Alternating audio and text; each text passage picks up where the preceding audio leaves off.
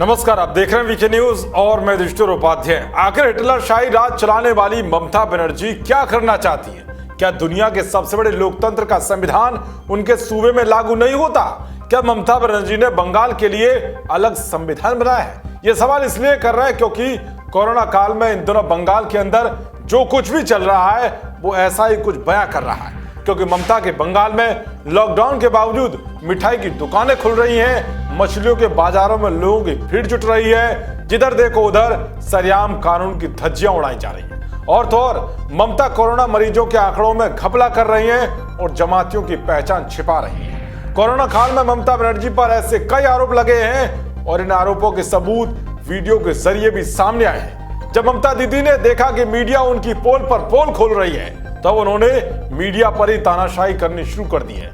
ममता के ऐसे हिटलरशाही रवैये को देखते हुए राज्यपाल जगदीप धनखड़ ने करारा जवाब दिया है। दरअसल बुधवार को ममता बनर्जी ने पत्रकारों को ढंग से बर्ताव करने की सलाह देते हुए चेताया था। उन्होंने कहा था कि अगर वो सही से बर्ताव नहीं करते तो उन पर वो आपदा प्रबंधन अधिनियम के तहत केस दर्ज कर सकती हैं।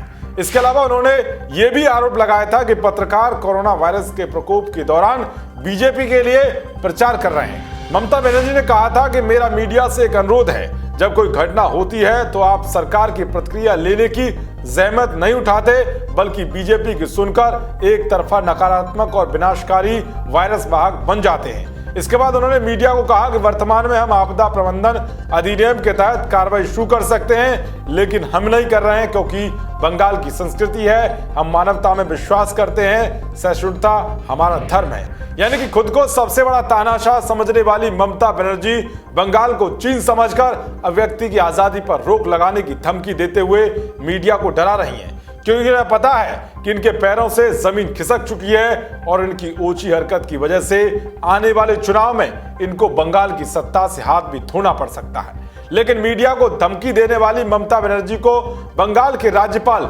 जगदीप धनखड़ ने करारा जवाब दिया है। गवर्नर ने ट्वीट करते हुए लिखा कि सभी पार्टियों से कोविड-19 की लड़ाई में एकजुट होने की अपील करता हूं। ममता के कथन विपक्ष उस तरह का बर्ताव कर रहा है जैसे गिद्धों को मौत का इंतजार रहता है से दुख है। हम पर छत गिरने जैसी स्थिति है, हमें राजनीति से दूर रहना चाहिए। जब लोगों को अनकहे दुखों का सामना करना पड़ता है तो ऐसे समय में ये मुसीबत क्यों बढ़ जाती है। अपने दूसरे ट्वीट में राज्यपाल ने लिखा कि मुख्यमंत्री विभिन्न माध्यमों से मीडिया को नियंत्रित करने और डराने धमकाने की कोशिश कर रही हैं। मीडिया को डर में क्यों रखा जाएगा? आखिर एक सरकार के पास छिपाने के लिए कुछ नहीं होना चाहिए। मीडिया लोकतंत्र का रीढ़ है, स्वतंत्र मीडिया आवश्यक तत्व है और इस तरह मीडिया कर्मियों को दबाव में रखना ठीक नहीं है। उन्होंने अगला ट्वीट करते हुए लिखा कि जेम्स मैडिसन ने कहा था कि एक लोकप्रिय सरकार बिना किसी लोकप्रिय जानकारी या जानकारी प्राप्त करने के संसाधन के बिना एक त्रासदी होती है। मिस्र, लीबिया, ट्यूनीशिया में लंबे समय तक शासन करने वाले तानाशाह को 2011 में बाहर करने में मीडिया की भूमिका बड़ी रही है। क्या यही खबर है कि आप कुछ छिपाना चाहती हैं?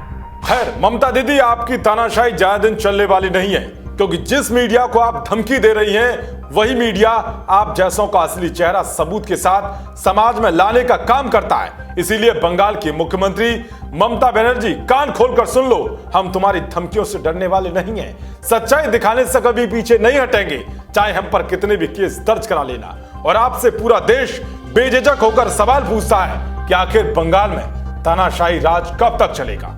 देश और दुनिया की तमाम खबरों को पाने के लिए देखते रहिए वीके न्यूज। जय हिंद, जय भारत।